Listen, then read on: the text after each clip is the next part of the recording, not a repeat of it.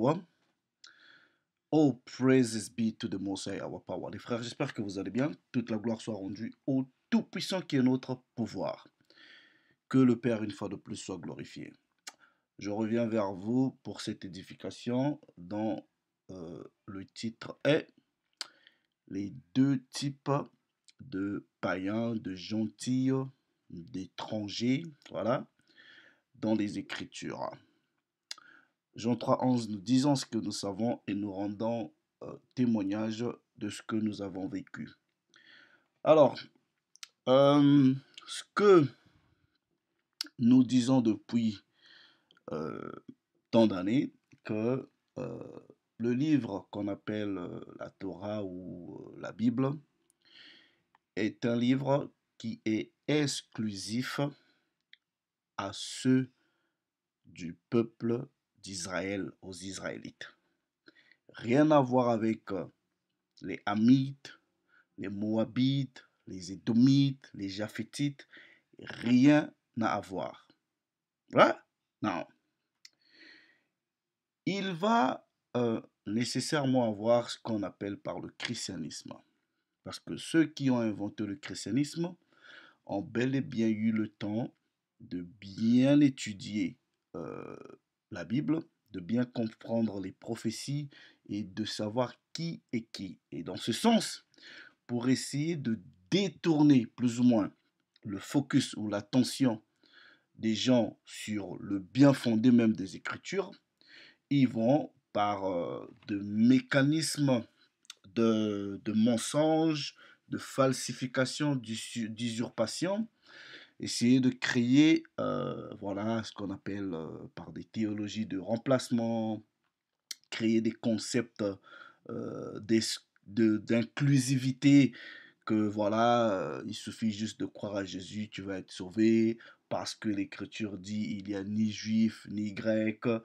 Voilà. Donc, ici, on va vous démontrer que c'est complètement faux, toutes ces choses-là. Et je dis ici que si vous avez pris sincèrement le temps d'étudier, ok, je parle d'études, vous allez pouvoir démasquer ou arriver à démasquer la supercherie. Alors, concernant notre position ou notre postulat, nous disons, dans ce sens, comme l'Écriture le démontre, que ce livre-là est un livre exclusif aux Israélites. Ok?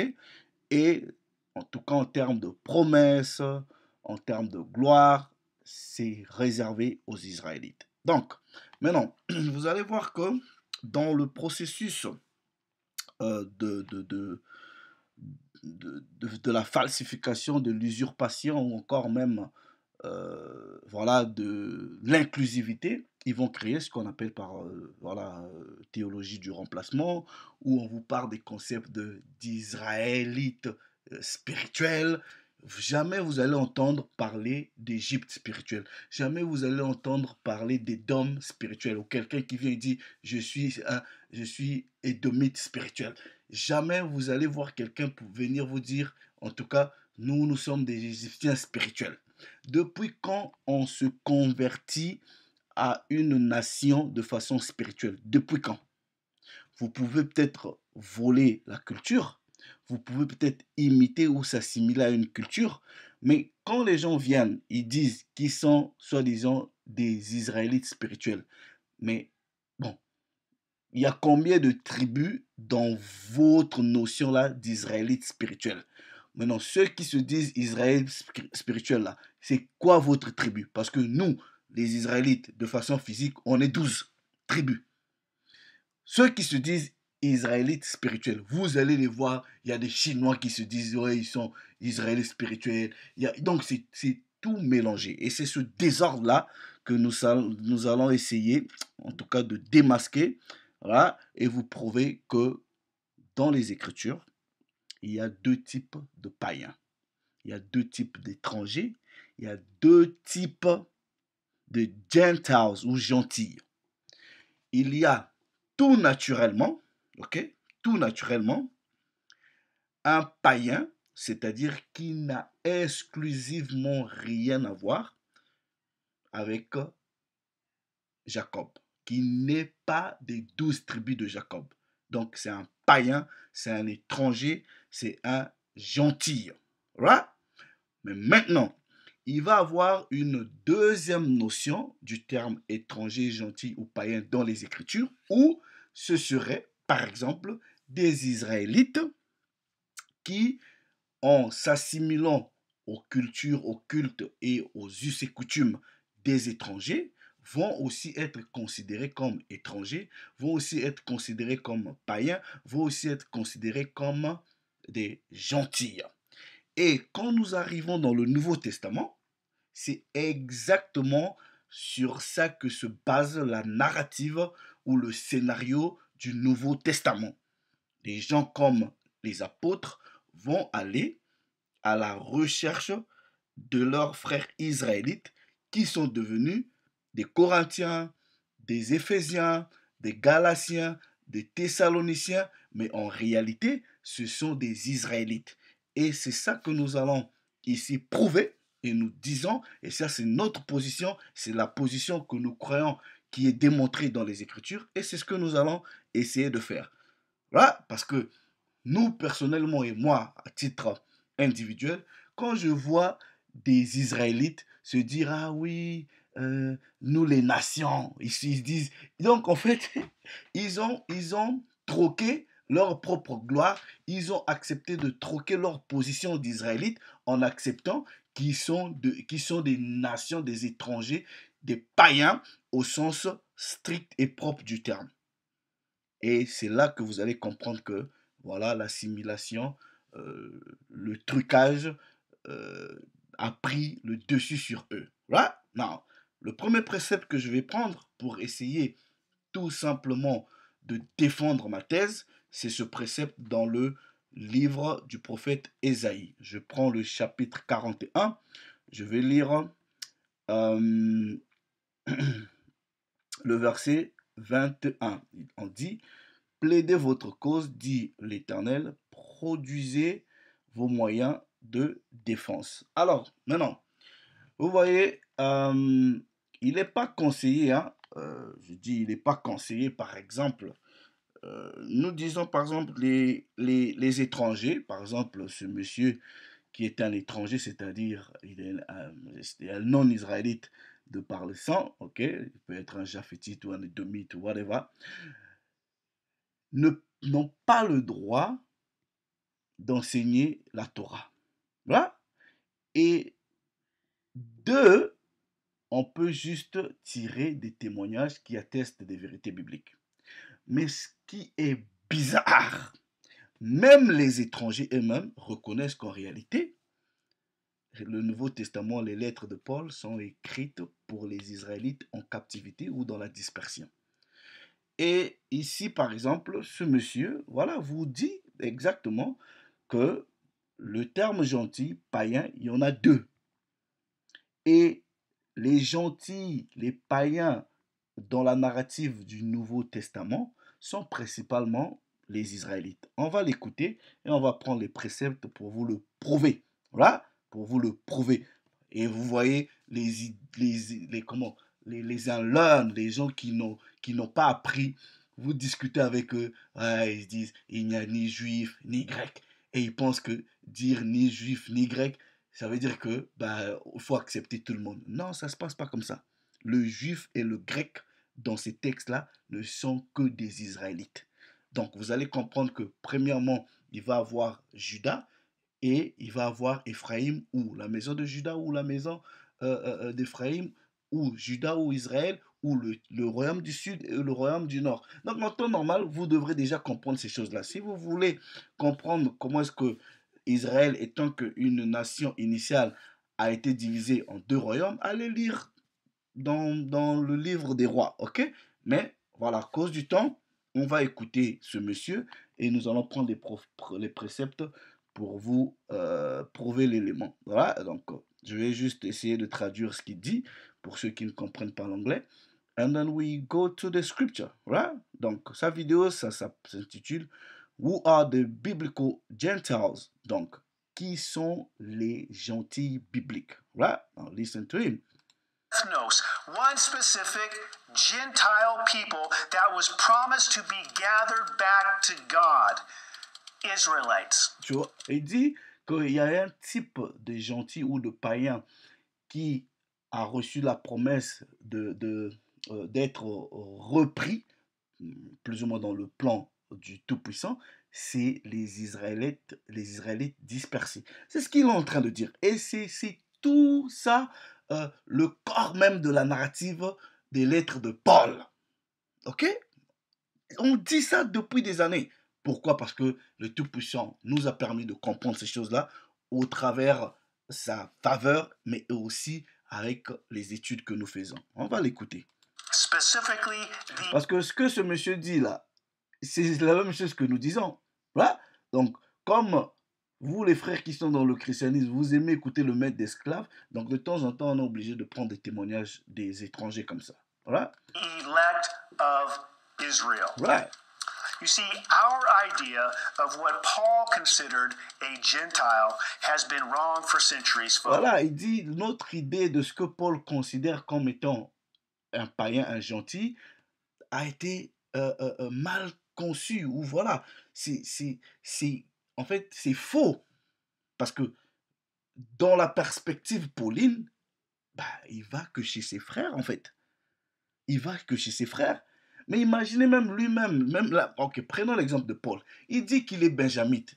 Il est israélite de la tribu de Benjamin, circoncis du 8e jour.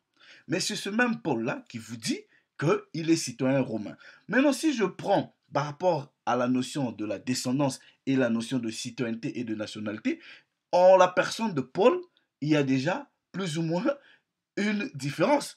Comment est-ce qu'il dit il est israélite et il dit encore qu'il est romain? Si on s'en tient à ces notions, c'est deux espèces de nations différentes. Voilà. Donc, si déjà vous étudiez la Bible, vous lisez la Bible, vous ne comprenez pas la différence entre nationalité en termes de descendance et nationalité en termes de citoyenneté, vous allez vous perdre. Right? Non. Let's listen to this person. On va écouter, ok? The distinction is not between two groups within humanity. Il dit la différence, c'est pas deux groupes dans l'humanité en fait. Il s'agit simplement d'un seul groupe avec deux identités différentes. Parce qu'il y en a qui sont partis en captivité et qui se sont assimilés. Hein? It's between two groups within Israel. Deux groupes parmi Israël. C'est ce qu'il est en train de dire. Et nous disons la même chose depuis des années. On le prouve avec les Écritures, on le prouve avec des données, même académiques, conventionnelles, qui sont enseignées dans vos écoles, là, les Oxford, les whatever, les Sorbonne, c'est ce qu'ils enseignent là-bas. Hein? Listen. That's the distinction. The Gentiles Paul had in mind were descendants of the tribes of Israel who Les gentils ou les païens que Paul avait dans son focus, dans sa tête, c'était les Israélites dispersés. Hein? assimilated into the nations. Ils ont été assimilés dans les nations. Come on. On dit ça depuis des années, mais vous comprenez rien du tout. Both the scattered of the house of Israel and the dispersed of the house of Judah. C'est les dispersés des deux maisons de la nation d'Israël. It was exactly these two groups, Jews and Gentiles, to whom the promises pertain to. The promise of adoption as children through a new covenant. Les promesses d'adoption, tout ça là. Donc quand vous écoutez des frères chrétiens dire ouais, nous les nations, on a été adoptés. Non, wait, let me just show this to you. On va, donc c'est Paul qui vous complique, hein? Romains chapitre 9, ok? Romains chapitre 9. On dit ici, je dis la vérité en Christ, je ne mens pas, ma conscience m'en rend témoignage par le Saint-Esprit. J'éprouve une grande tristesse et j'ai dans le cœur un chagrin continuel, car je voudrais moi-même être anathème et séparé de Christ pour mes frères, mes parents selon la chair, qui sont israélites, à qui appartiennent l'adoption. Donc, quand vous lisez les Écritures et vous avez l'impression d'avoir une sorte d'adoption ou un peuple ou des gens qui sont repris ou voilà, pris dans un plan de rédemption, on vous dit que l'adoption, c'est pour les Israélites. La gloire, c'est pour les Israélites. Les promesses, promesses même du salut, toutes les promesses sont pour les Israélites. Ouais? Non. Les gens vont aller dans les textes de Galates 3, 28, ni juif, ni grec. Ils ne comprennent pas c'est qui le juif, c'est qui le grec. Vous devrez comprendre que Israël est une nation dispersée. Voilà. Et quand nous parlons d'Israël, nous ne parlons pas de la synagogue de Satan qui se retrouve au Moyen-Orient ici. Nous parlons de nous, les Bantous. Voilà. Nous sommes dispersés. Non, regardez ceci. Je vais rester dans le livre de Romains. Voilà. Non, regardez. Je prends et ils vont venir avec des histoires. Ouais, nous avons été, quoi, greffés, tout ça là. Mais vous avez déjà vu, j'avais déjà expliqué le greffage, hein, ok? Voilà, regardez ceci. Donc, ils vont aller prendre le même texte de Romains, alors que le premier verset, les 4 versets, vous disent que toutes ces choses-là appartiennent à qui? Aux Israélites. Voilà. Donc, maintenant, on avait déjà expliqué tout ça là. Alors, quand vous descendez à partir du verset 24, regardez, à partir du verset 24, ok, on lit même à partir du verset 22, voilà.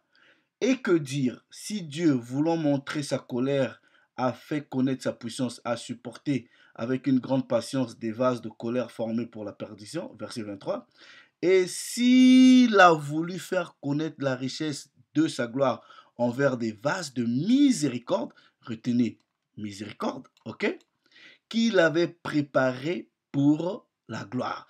Donc, il y a des vases de miséricorde, c'est-à-dire des vases sur lesquels on aura pitié, ok, ça a été déjà préparé pour que le Tout-Puissant se glorifie. Voilà, verset 24. Ainsi nous a-t-il appelés, nous qui? Non seulement des Juifs, ok, mais encore d'entre les païens. Or, quand Paul, je ferai une vidéo où je vais vous expliquer que le terme juif comme tel est un terme qui est très problématique. Je vais vous expliquer. Le terme juif est un problème très problématique. Mais on va rester dans le postulat. Donc, comprenez ici, il fait une différence entre les juifs. Dans ce contexte-ci, on fait allusion généralement au royaume du Sud. Dans le royaume du Sud, vous avez Benjamin, vous avez Judas et vous avez Lévi. Et il dit, non seulement le Tout-Puissant nous a appelés, non seulement d'entre les Juifs, mais aussi d'entre les païens. Maintenant, il va vous expliquer qui a été appelé. C'est les Israélites qui ont été appelés. Mais ici, il va avoir 2 types d'individus. Il y a le Juif, et il y a le païen. Mais Paul dit qu'il a appelé le Juif et le païen.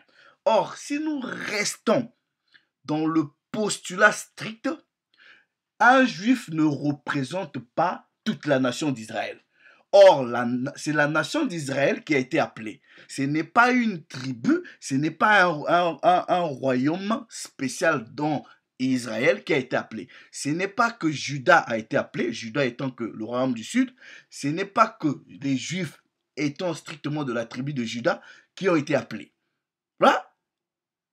C'est Israël étant que nation. Mais ici, il dit qu'il a appelé les Juifs, mais aussi les païens. Maintenant, si par exemple, j'enlève les païens à l'écart, je reste seulement avec les Juifs, ça pose un problème. Pourquoi? Parce que ici déjà, Dan n'est pas, ici déjà, Lévi n'est pas, techniquement parlant, ici, Manassé n'est pas. Donc, est-ce que les autres tribus d'Israël, si je reste dans la première catégorie, n'ont pas été appelées? Ça pose un problème. Ah, mais non. Regardez. Mais encore d'entre les païens. Alors, vous êtes des gens, en tout cas pour ceux qui ont l'intelligence, ici dans le verset 25, il dit qu'ils ont été appelés non seulement entre des juifs, mais aussi d'entre les païens. Selon,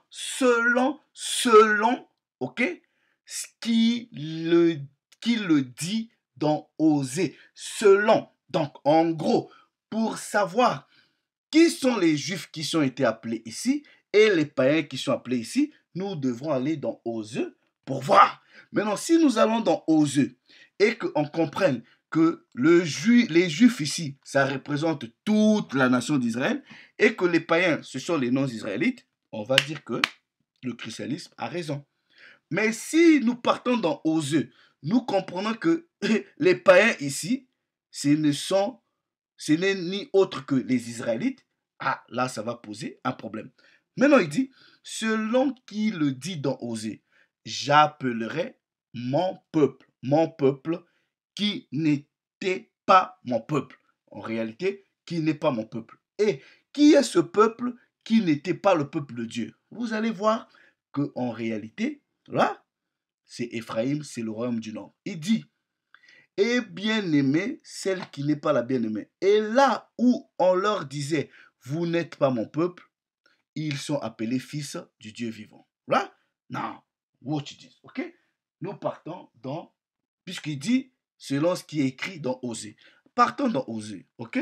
Osée, chapitre 1er. Bear with me.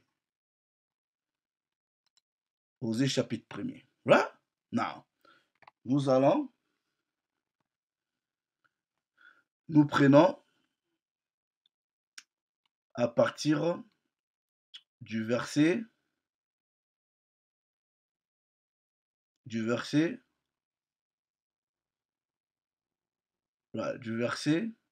8. Là, il dit, elle enfanta le Roshama, puis elle sevra le Roshama, puis elle conçut et enfanta un enfant et dit, donne-lui le nom de Lo-Ami, le rejet, ok? Car vous n'êtes pas mon peuple. C'est ici que le Tout-Puissant a rejeté Éphraïm, ou le royaume du Nord. Là, car vous n'êtes pas mon peuple, et je ne serai pas votre Dieu. Or, quand vous n'êtes pas le peuple du Tout-Puissant, vous devenez qui? Vous devenez automatiquement étranger. Là, vous devenez étranger à son peuple. Là, non, regardez ceci. Nous prenons à partir, les mêmes propos sont repris ici, dans Paul, dans Pierre plutôt. Mais avant que je prenne le deuxième chapitre de Pierre, ok, regardez, le premier chapitre vous dit quoi? Pierre, apôtre de Jésus, à ceux qui sont étrangers, ils sont étrangers et dispersés où? Dans le pont. Les Galatiens, les Cappadociens, ceux qui sont dans l'Asie, dans la Béthinie, et qui sont élus selon la préscience du Tout-Puissant.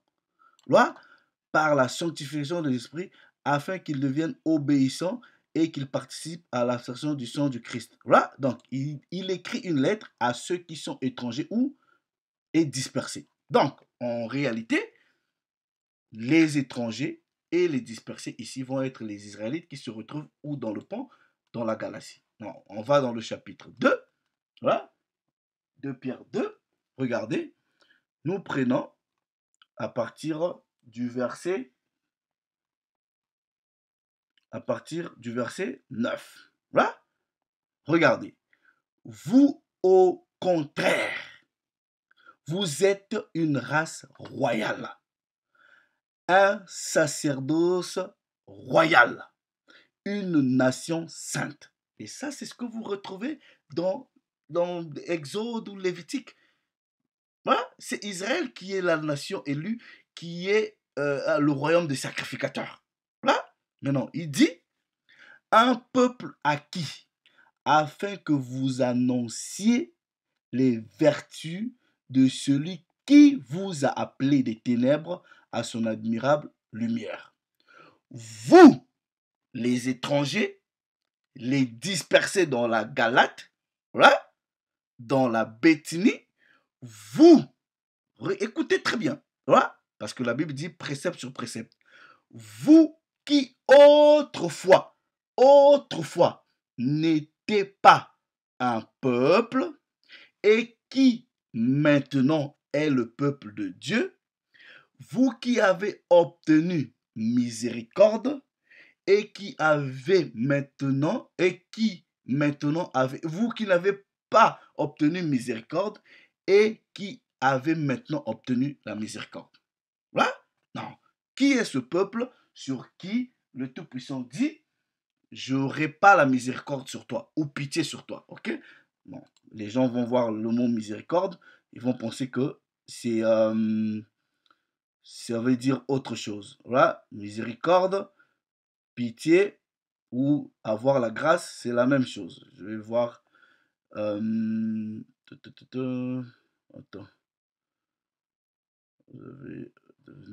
Attendez.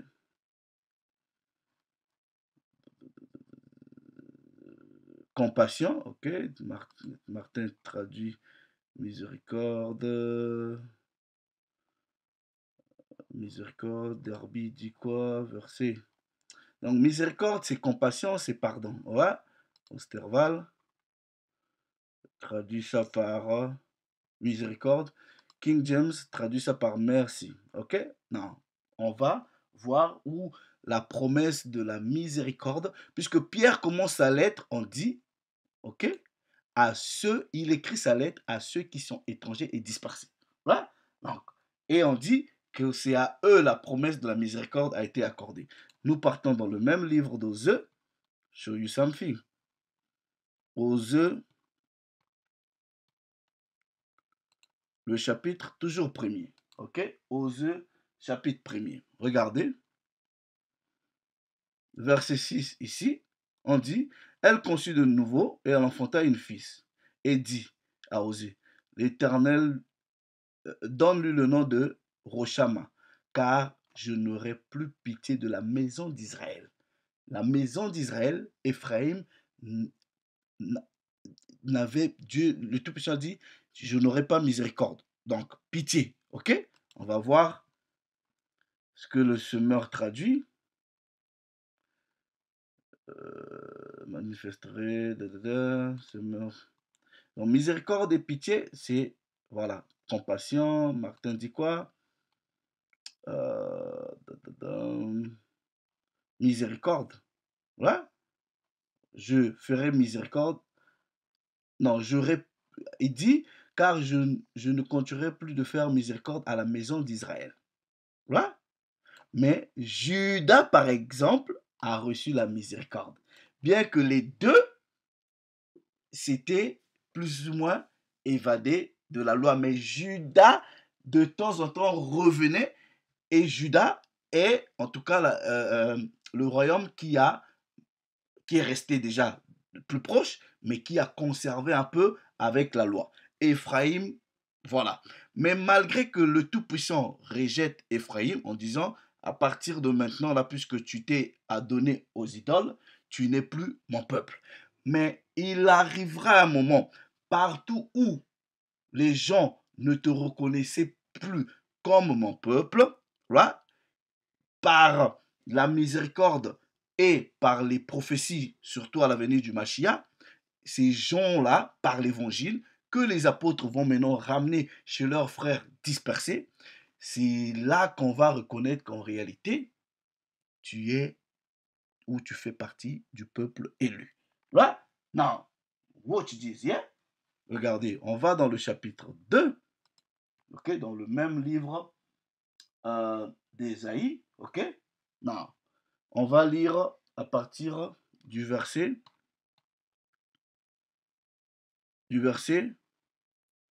23. Regardez, Puis je la sèmerai pour moi en la terre, et je ferai miséricorde à qui? À Lo-Ruama. Et je dirai à Lo-Ami, tu es mon peuple, et il me dira mon pouvoir ou mon Dieu. Donc, malgré, premièrement, il y a eu le rejet, voilà. Malgré, premièrement, il y a eu le rejet, mais il va avoir un plan de, de récupération, de miséricorde. Dans Bill of Divorce, je vais vous montrer que Éphraïm, ou la maison d'Israël, a été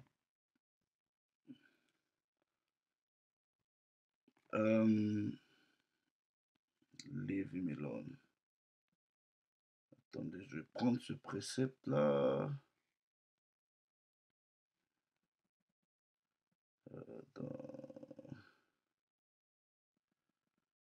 Voilà, bear with me.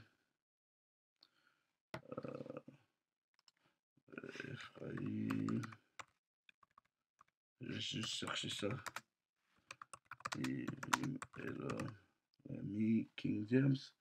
Chercher le précepte. Ok, Osée chapitre 4, verset 17. Et ça, c'est ce que le Tout-Puissant va maintenant dire à Judas. Il dit, Judas, tu vois Ephraïm là, voilà, c'est associé maintenant aux idoles. Là. Je vais rejeter Ephraïm, mais toi, Judas, laisse-le tranquille. Parce qu'Israël a été revêche comme une génisse revêche. L'Éternel les pétera maintenant comme des anneaux dans les lieux spacieux. Et Ephraïm, donc le royaume du nord, ok, la maison d'Israël, s'est associé aux idoles. Abandonne-le.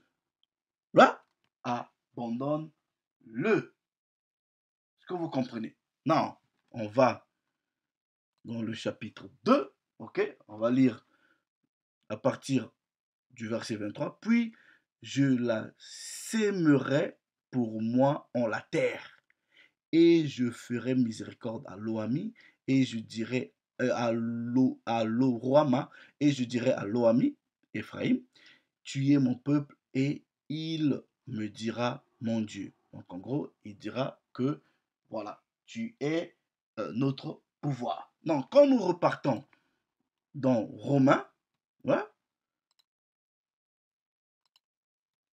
dans Romains, on prend le chapitre 11. Je dis donc, Dieu a-t-il rejeté son peuple? À Dieu ne plaise. Donc en gros, loin de là, Dieu n'a jamais rejeté le peuple de façon définitive comme ça. Voilà. Mais puisqu'il dit quoi? Regardez, on prend dans Jérémie. Voilà. Et ils disent, ouais, Dieu a rejeté Israël et Dieu aujourd'hui a un nouveau peuple qui est l'Église. Mais quelle Église? Jérémie chapitre 31. Regardez ceci, à partir du verset 33. Voilà. Non, même à partir du verset... Bon, je lis seulement à partir du verset 31. Voici les jours viennent, dit l'Éternel, où je ferai avec la maison d'Israël et la maison de Juda une nouvelle alliance. Donc, même quand vous parlez de nous sommes dans la nouvelle alliance, mais la nouvelle alliance, là, on vous dit que c'est toujours avec Israël, les deux maisons. Ok? Voici les jours viennent. C'est ce que ça, la Jérémie 31, c'est ce que Hébreu chapitre 8 répète. Ok? Voici les jours viennent, dit l'Éternel, où je ferai avec la maison d'Israël et la maison de Juda une nouvelle alliance. Non comme l'alliance que j'ai traitée avec leur père, le jour où je les ai sortis par la main, je les ai saisis plutôt par la main pour les faire sortir du pays d'Égypte, alliance qu'ils ont violée. Quoique je fisse leur pouvoir, ok, dit le Tout-Puissant. Mais voici l'alliance que je ferai avec qui? Avec la maison d'Israël. Après ces jours-là, je mettrai ma loi, ma Torah, au-dedans d'eux. Je l'écrirai dans le cœur, voilà, et je serai leur pouvoir. Ils seront mon peuple. Celui-ci n'enseignera plus personne. Donc, quand ce qu'on appelle par l'alliance nouvelle ou la nouvelle alliance, quand elle rentrera dans l'effectivité de cette alliance, dans sa totalité, on n'aura plus à faire des vidéos, des enseignements, tout simplement parce que les lois seront mises dans le cœur et il y aura seulement un seul roi sur le pays et sur la nation, nous allons voir. Maintenant, regardez, il dit, le Tout-Puissant dit, ainsi parle le Tout-Puissant, qui a fait le soleil pour éclairer le jour et qui a destiné la lune et les étoiles pour éclairer la nuit, qui soulève la mer et fait mugir ses flots, lui dont le nom est l'Éternel des armées. Si ces lois, c'est-à-dire le soleil, tout ça là, la lune, si ces choses-là venaient à cesser devant moi, dit l'Éternel, alors la race d'Israël cessera pour toujours d'être une nation. Mais attendez, là il fait nuit, il y a toujours les étoiles. Tout à l'heure il faisait jour, il y avait toujours le soleil. Donc ces choses-là existent. Donc, en gros, le Tout-Puissant dit, si ces choses-là existent, jamais, jamais, Israël va cesser d'être mon peuple. What are you talking about? Right? Now, regardez maintenant, nous repartons dans Romains chapitre 11. I'll show you something. Romains chapitre 11. Là, je prends à partir du verset 25. Ok? Je prends à partir du verset 25. Il est dit, car je ne veux pas, frères, que vous soyez ignorants de ce mystère, afin que vous vous regardiez point comme sage, car qu'une partie d'Israël est tombée. Donc vous dit qu'une partie, pas tout Israël, une partie d'Israël est tombée dans l'endurcissement, jusqu'à ce que la totalité, donc quand cette partie qui est tombée dans l'endurcissement va revenir, voilà, jusqu'à ce que la totalité des païens soit entrée, voici la conclusion, verset 26. Ainsi, quand l'autre partie qui est tombée dans l'endurcissement et les païens vont se mettre ensemble, la conclusion, la déduction, c'est en ce moment-là, et ainsi, tout Israël étant que nation, sera sauvé selon qui est écrit. Voilà. Le libérateur viendra de Sion et il détournera de Jacob, d'Israël, ses impiétés. Donc quand on parle de Jacob, on parle de toute la nation. Et ce sera là mon alliance avec eux. Mais l'alliance dont Jérémie 31 dit quoi?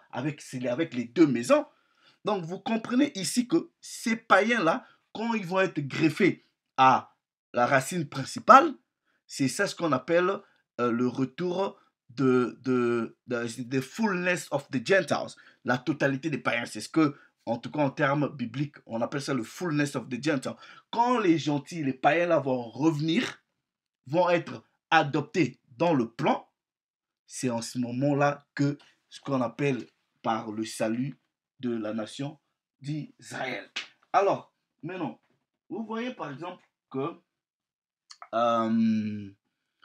si vous dites par exemple que si vous êtes un édomite, vous êtes un étranger, vous êtes un païen, vous ne pouvez rien faire pour changer ce statut-là. Vous ne pouvez rien faire. Même si vous êtes l'édomite le plus croyant, celui qui applique tous les commandements devant le statu quo du Tout-Puissant, vous êtes un étranger. Vous êtes toujours un étranger parce que de par la descendance, de par le sang, vous ne faites pas partie de Jacob. Right?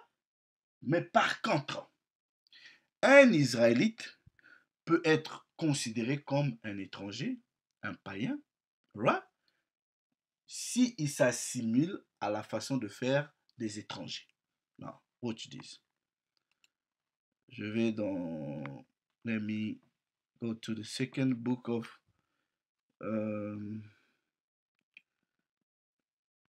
je vais aller dans le deuxième livre d'Esdras. Sorry. Je vais vous montrer. Deuxième livre d'Esdras.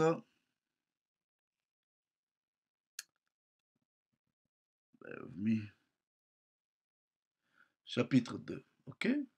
Deuxième livre d'Esdras. Bon, en français, je pense que c'est le quatrième livre. Hein? I think so. Alright. Regardez ceci. Bear with me. Je vais lire ça en anglais. Non, je vais traduire. Ça, c'est Esdras qui parle. Il dit Esdras reçut, en tout cas la mission ou la charge du Tout-Puissant, ok, sur le mont Horeb, qu'il ira vers Israël.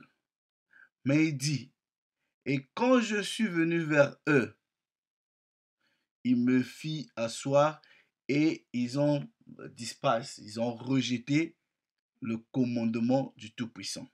Là, il a dit quoi? Il était censé aller où? Vers Israël. Là. Et maintenant, je vous dis, ô vous les païens. Donc, il dit ici, il appelle Israël païen parce qu'ils ont fait quoi?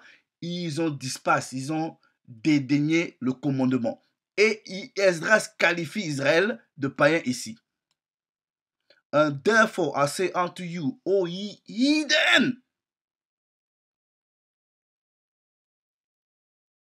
Il dit, écoutez et comprenez et cherchez votre berger.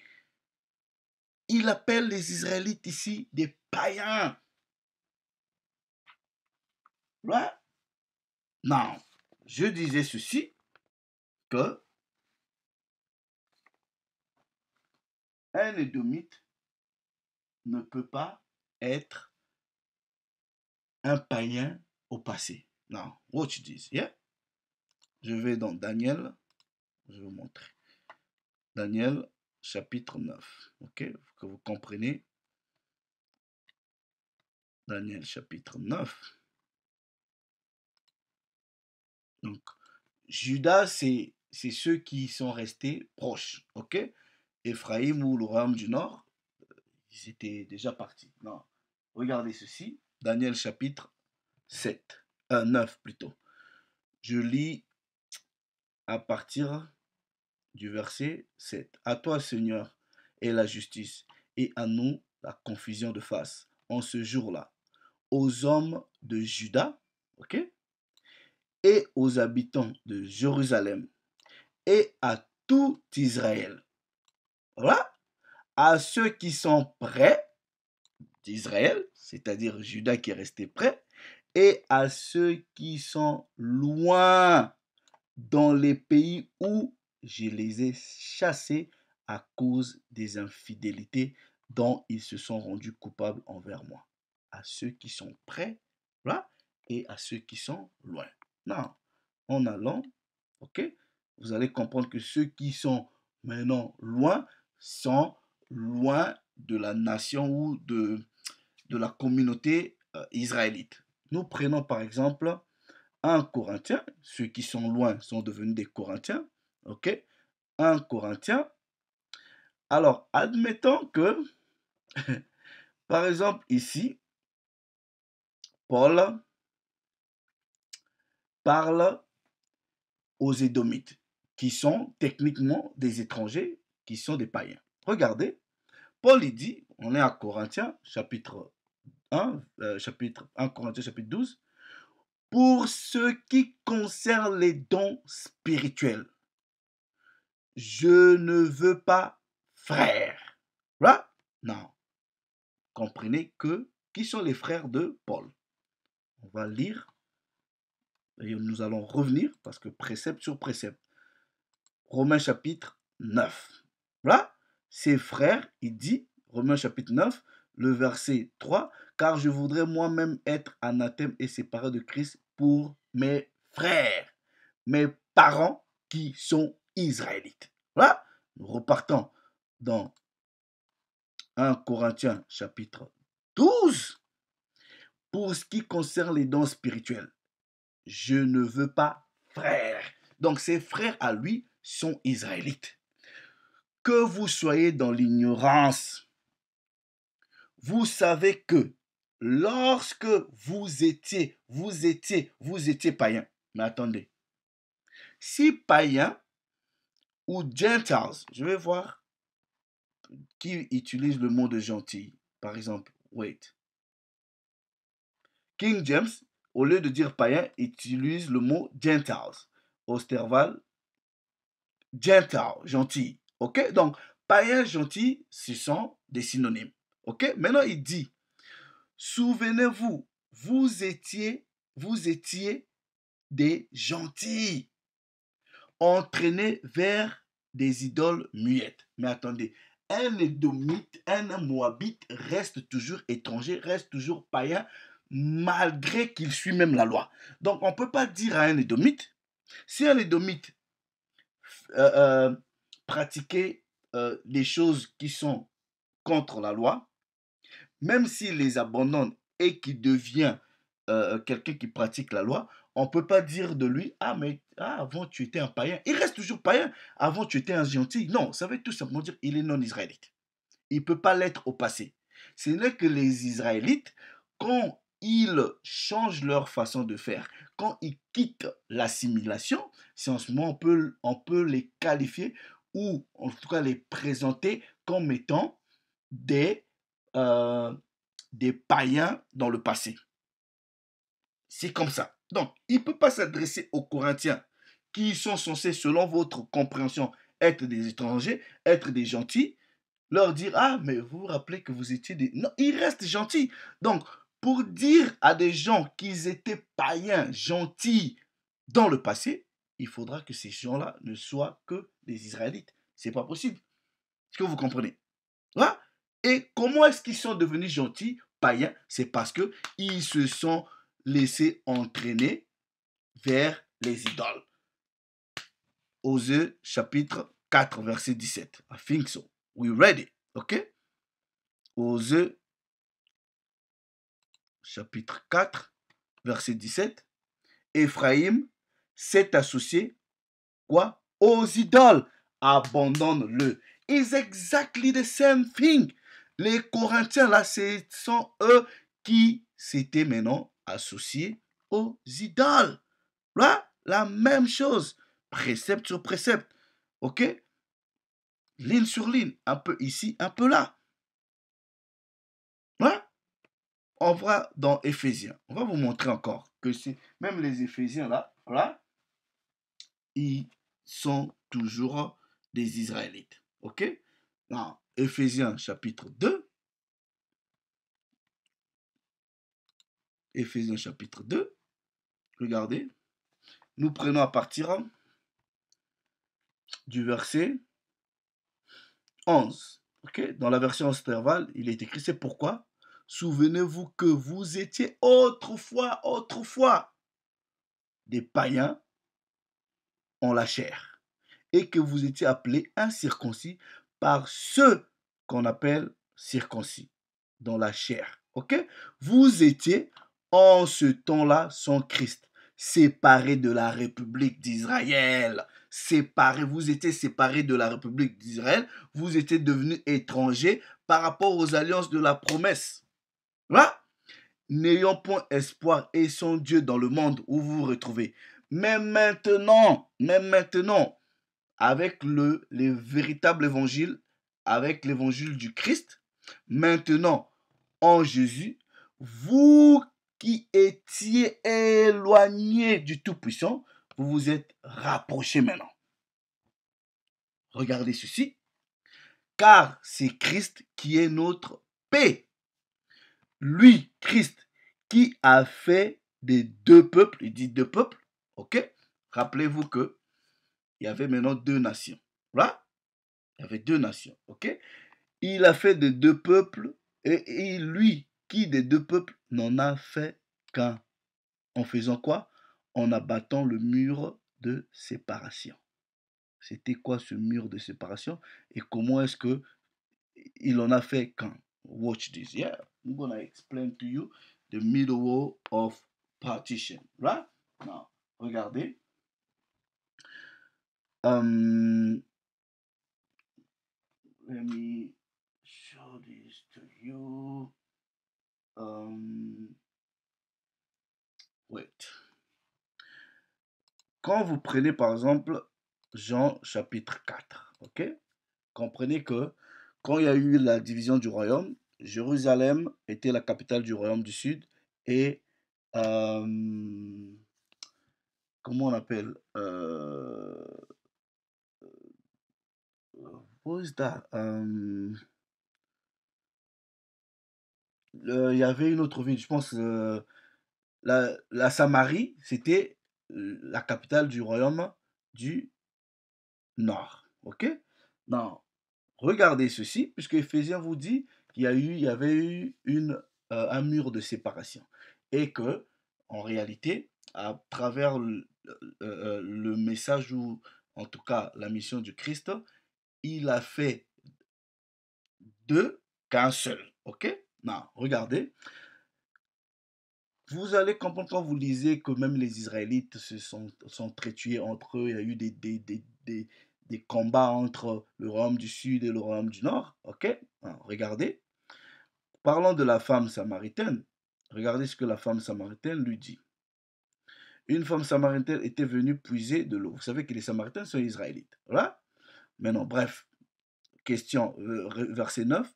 La femme samaritaine lui répondit, comment, toi qui es juif, me demandes-tu à boire, à moi qui suis une samaritaine? Car les juifs n'ont point de contact de communication avec les samaritains. Voilà.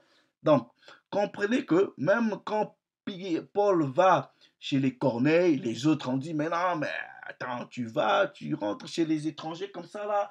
C'est comme ça que ça se passait. Non, regardez ceci. On repart dans Éphésiens. Let me read this. Okay. Éphésiens chapitre 2.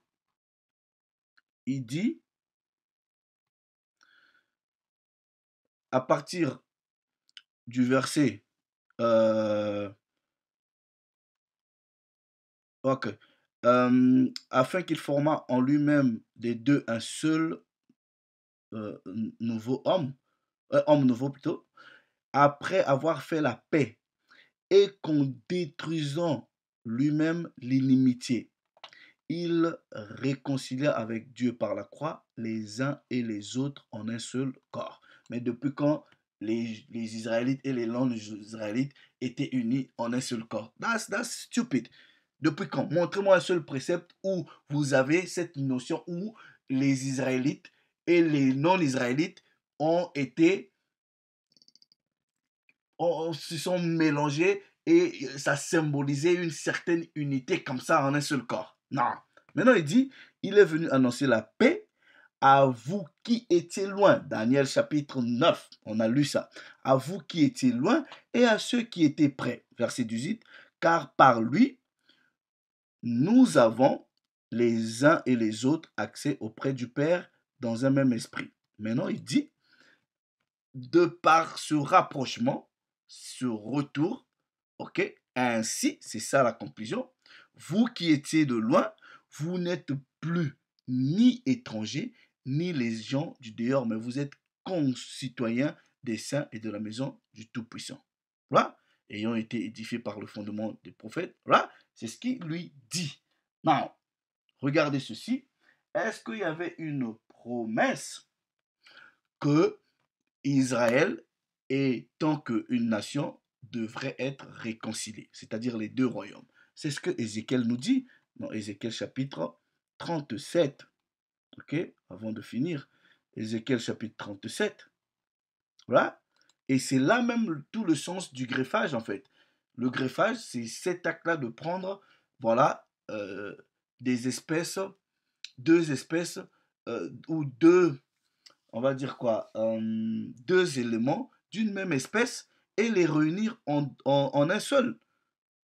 Deux arbres différents d'une même espèce et de les joindre en fait. Regardez, Ézéchiel chapitre 37, à cause du temps, on dit, donc à partir du verset 15, la parole de l'Éternel me fut adressée en ces termes, et toi, fils de l'homme, prends un morceau de bois. Si vous comprenez ça, c'est facile que vous comprenez Romains chapitre 11. Prends un morceau de bois et y écrit pour la maison de Judas, donc pour Juda, et les enfants d'Israël, ses compagnons. Qui sont les compagnons de Juda? Lévi et Benjamin. Prends encore un autre morceau de bois et écris-y pour Joseph, bois d'Éphraïm et les autres tribus. Maintenant, il dit, rapproche-les l'un de l'autre pour en faire qu'une seule pièce. C'est ce que Éphésiens dit. Là, bear with me. Let me just regardez. Éphésiens, chapitre 2, verset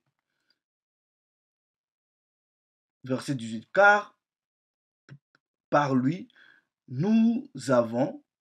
Non, verset 16, verset 17 plutôt. Non, verset 16. Et qu'en détruisant lui-même l'inimitié, il réconcilia avec Dieu par la croix les uns et les autres en un seul corps. Voilà. Read this. À partir du verset 17, ici, ok, rapproche-les l'un de l'autre pour en faire une seule pièce, un seul corps, afin qu'ils soient unis dans ta maison. Et quand les enfants de ton peuple t'interrogeront en disant, ne nous expliqueras-tu pas ce que veut dire cette action? Dis-leur, ainsi parle le Seigneur l'Éternel. Voici, je prendrai le bois d'Éphraïm qui est le bois de Joseph qui est dans la main d'Éphraïm et les tribus d'Israël, ses compagnons, je les joindrai au bois de Juda pour en faire un seul bois et qu'il ne soit qu'un dans ma main. Éphésiens chapitre 19, voilà. Éphésiens chapitre 19, il réconcilia avec Dieu par la croix les uns et les autres en un seul corps. Ézéchiel chapitre 37, voilà. Verset 20, les bois sur lesquels tu auras écrit seront dans ta main. Sous leurs yeux, tu leur diras, ainsi dit le Seigneur l'Éternel. Voici, je prends quoi? Les enfants d'Israël du milieu des nations où ils sont allés. Je les rassemblerai par l'évangile premièrement, je les rassemblerai de toutes parts et je les ferai entrer dans leur pays. Voilà, on rassemble déjà par l'évangile. C'est pour cela, même je suis ici en Angleterre, il y a déjà le rassemblement avec mes frères qui sont au Canada, en France, en Belgique, dans la terre de chaleur, les frères Yaka, les frères El Johnny, les frères Dawa, les frères Wilfried, tous les frères qui prêchent cet évangile-là, c'est ça le rassemblement déjà. Voilà, c'est ça la connexion, c'est ça la réunification. Et parmi nous tous ici, on peut soit être de la même tribu, mais il y a d'autres qui sont Lévi, il y a d'autres qui sont Danites. Tous les frères qui sont dispersés, qui rentrent dans cette foi, dans cet évangile, c'est ça déjà le rassemblement. Voilà. Donc, il dit ici, en ce moment, voilà, je ferai d'eux une seule nation dans le pays. Voilà. Sur les montagnes d'Israël, ils auront tous un seul et même roi, et ne seront plus deux nations, et ne seront plus divisés en deux royaumes. Ils ne se sueront plus par les idoles, ni par leur infamie, ni par tous les péchés. Je les retirerai de tous les lieux où ils habitent et où ils ont péché. Je les purifierai et ils seront mon peuple et je serai leur Dieu. David sera David, mon serviteur, régnera sur eux. Ils auront tous un seul pasteur. C'est ce que Éphésiens ici paraphrase. Voilà. C'est ce que Éphésiens ici paraphrase. Donc, maintenant, ces prophéties-là ne sont pas encore toutes accomplies. Mais il y a déjà les prémices du rassemblement du peuple. Par cet évangile-là que nous enseignons. Voilà. Non. Regardez ceci. Je prends, je prends par exemple, let me show you. Je prends le livre de 1 Pierre. Show you. C'est même ce que Pierre dit. Ok? Pierre. Voilà. 1 Pierre. Vous comprenez déjà que lui parle aux dispersés. Ok? Le chapitre 2. Regardez. comprenez qu'il parle toujours des Israélites. OK? Voilà. Ici au chapitre 2,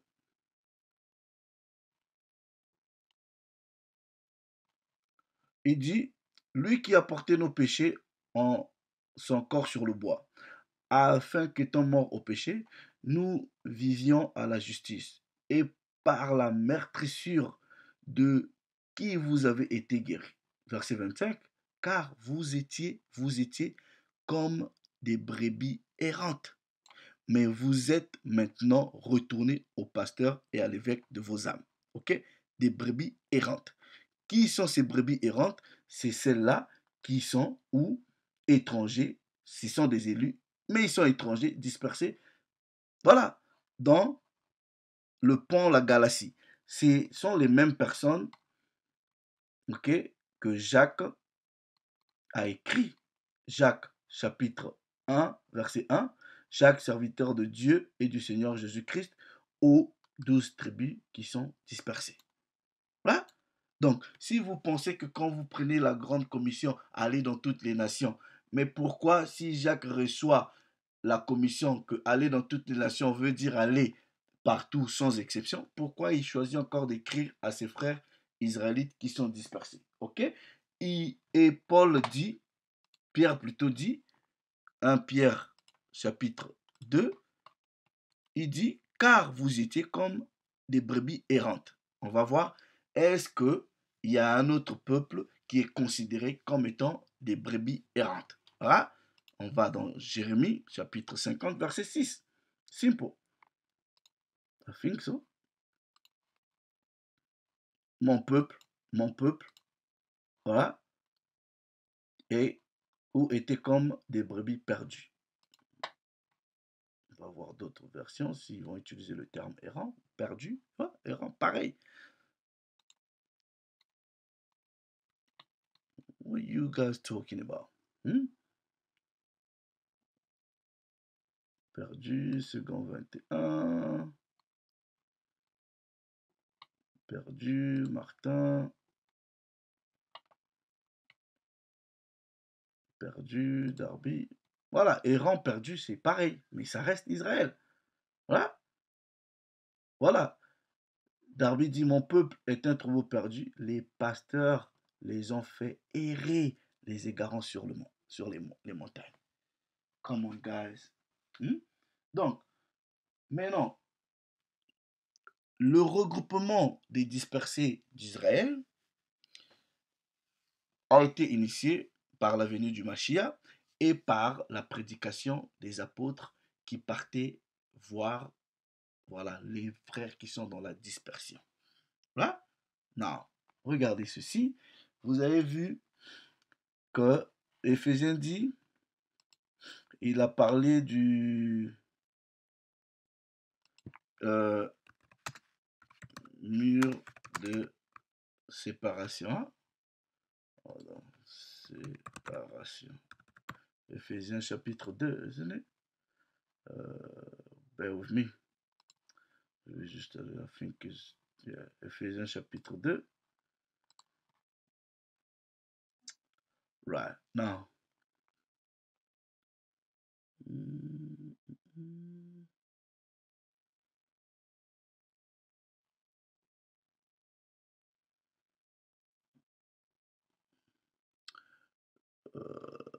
Éphésiens parlait, c'est où il parle de mur? Je vais chercher ça seulement en anglais. Middle of partition. Des fois en français. Yeah, Éphésiens 2, 4. Yeah. Voilà. Il dit, car c'est lui qui est notre paix, qui des deux en a fait un et détruit le mur mitoyen de clôture. Right? Middle of partition. OK? Non. Comprenez déjà quand la femme samaritaine dit, ah, mais tu sais que nous, les Samaritains, ça passe pas. Vous devez comprendre comment est-ce que le royaume, la nation s'est divisée. Right? Now, watch this. Ésaïe, chapitre 11. Ça va plus ou moins dans la même chose, ok? Dans la même perspective du regroupement du peuple d'Israël. Voilà? Non. Regardez ceci. Le Tout-Puissant dit, dans ce temps-là, le Seigneur étendra une seconde fois. Ok?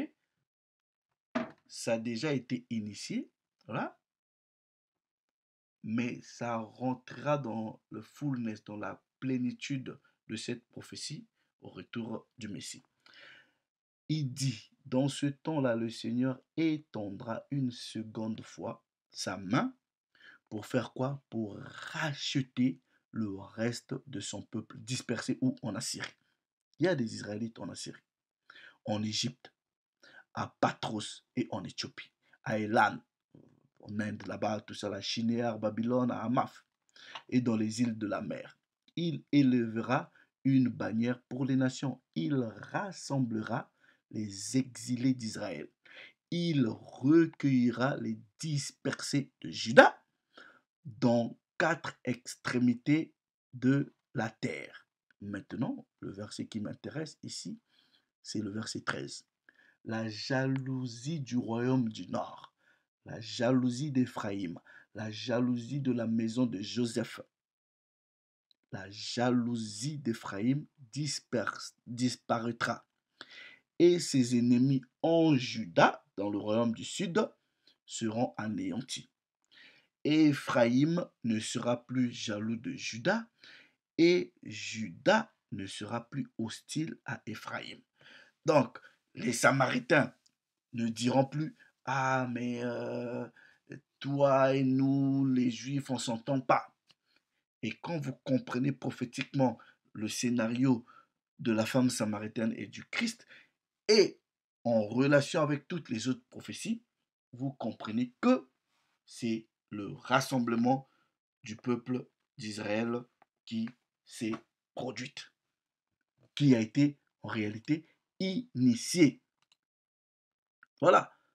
Donc, il y a plusieurs versets, par exemple, quand le Christ dit qu'il a encore d'autres brebis, voilà, j'ai encore d'autres brebis euh, qui ne font pas partie de cette bergerie, c'est celle-là qu'il faut que j'aille chercher. Mais il était parti les chercher comment? En utilisant les apôtres. Vous prenez Jean chapitre 7 par exemple, au verset 35. J'avais déjà expliqué. Quand on lui pose la question, il dit, vous allez me chercher, vous n'allez pas me trouver. Où ira-t-il pour que nous ne le trouvions pas? Ira-t-il chez les Israélites qui sont dispersés, chez les autres là-bas qui sont devenus grecs? J'avais déjà expliqué. Ok? Ça est là. Ouais, ça est là. Sur quoi les Juifs dirent-ils? Où ira-t-il que nous ne le trouvions pas?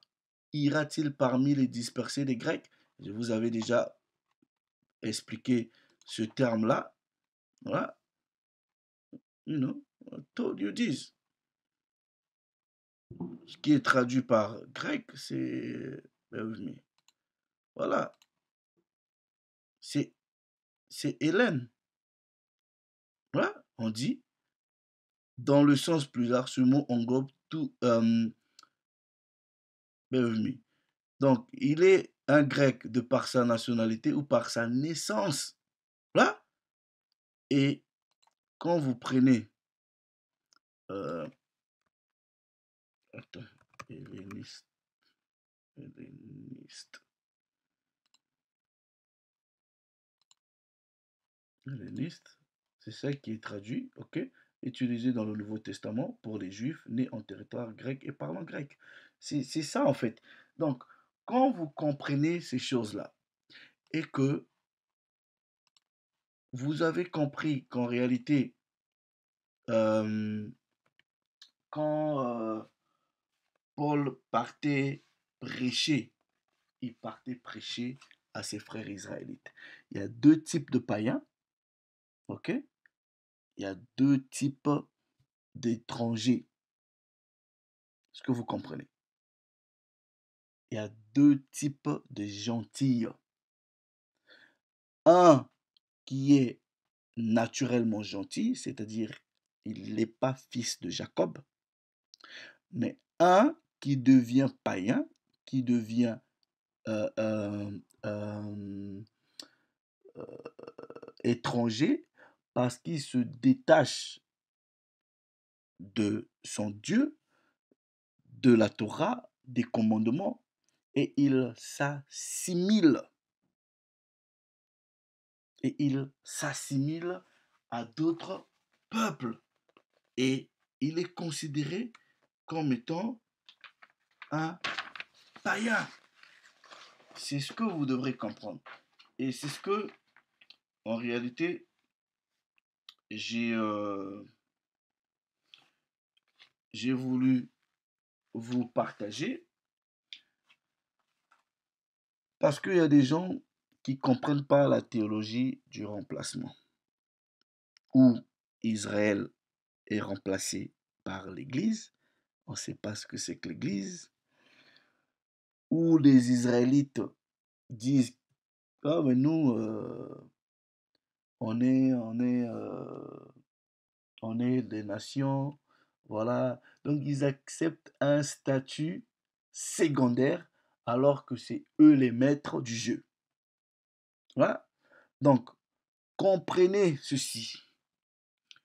Quand vous approchez les textes de Paul, vous devrez avoir à l'idée l'histoire, les différentes captivités, la notion de descendance, la notion de nationalité et la notion de citoyenneté. Comprenez les prophéties, voilà, et voilà, c'est simple. Donc même eux, les étrangers ici, le reconnaissent. Voilà. And even though within the story, Yahweh would tell his people, he would tell Israel, for you are not my people. Il dit ça même, le Tout-Puissant a dit à Israël que vous n'êtes plus mon peuple. I will not be your God. Mais si Dieu dit, oh, je suis plus ton Dieu, tu n'es plus mon peuple, mais tu deviens étranger. Hosea 1:9. But that would not be permanent. That was only for a time. Exactement. Donc, le rejet d'Éphraïm était temporaire et que par le Christ, le retour ou le rassemblement devrait se faire premièrement par le moyen d'abord de l'évangile. Le vrai évangile que nous prêchons, que nous sommes les gens du livre, c'est notre culture, c'est notre histoire, ce n'est pas les histoires des Blancs.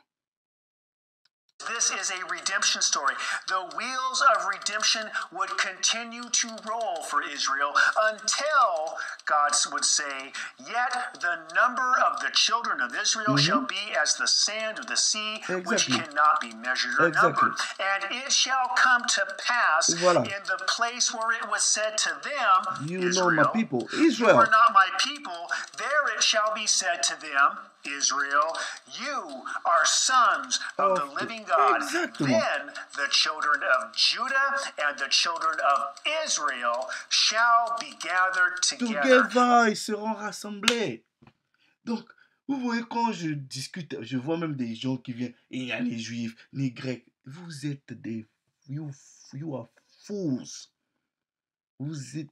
Okay, you are unlearned. C'est-à-dire, vous n'avez pas été éduqués à la Torah, vous comprenez rien du tout. Vous comprenez rien du tout.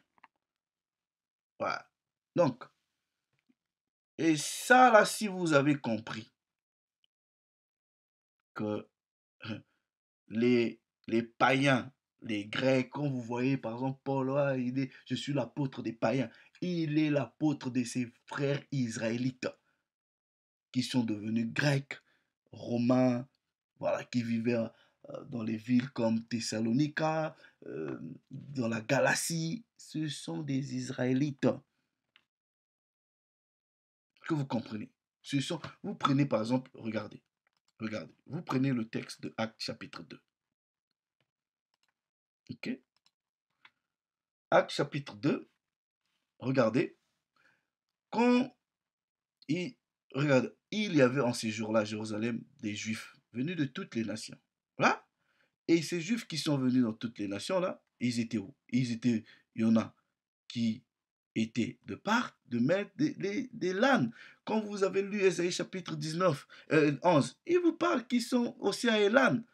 en Mésopotamie. Il y en a qui étaient venus de la Judée, Cappadoce, l'Asie, l'Égypte, Cyrène, voilà, de Crète, les multitudes d'autres qu'on appelle, voilà, des Arabes. Tout ça là, ce sont des Israélites. Hein? Et quand Pierre prit la parole, ok, il dit quoi? Hommes juifs, et vous tous qui séjournez à Jérusalem. Là, regardez la conclusion au verset 22. Hommes israélites, écoutez ces paroles. Parce que quand ils ont cru que les autres étaient fous, je sais pas quoi, ils avaient bu, voilà, voilà pourquoi il parle même de la prophétie de Joël ici. Dans les derniers jours, dit le Tout-Puissant, je mettrai vos filles mais les filles et les fils qui devront prophétiser selon Joël, c'est les Israélites. C'est sur eux que l'esprit devrait être mis.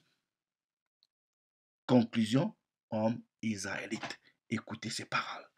Donc, quand quelqu'un vient, il est en train de lire, ah, ils sont venus de Cappadoce, de l'Asie, Pamphylie, ce sont de Rome.